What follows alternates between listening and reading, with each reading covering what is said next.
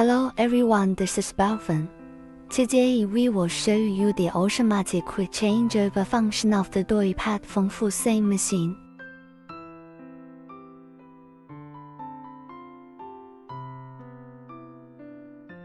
We can see the screen. When the button is space green, it means that the working station is being adjusted.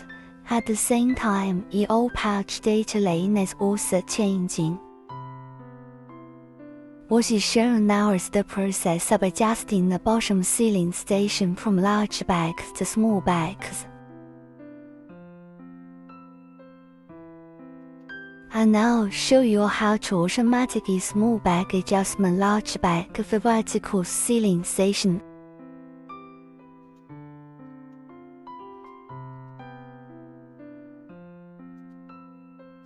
This is a continuous adjustment process, which will adjust the optimal position of the workstation according to predetermined values.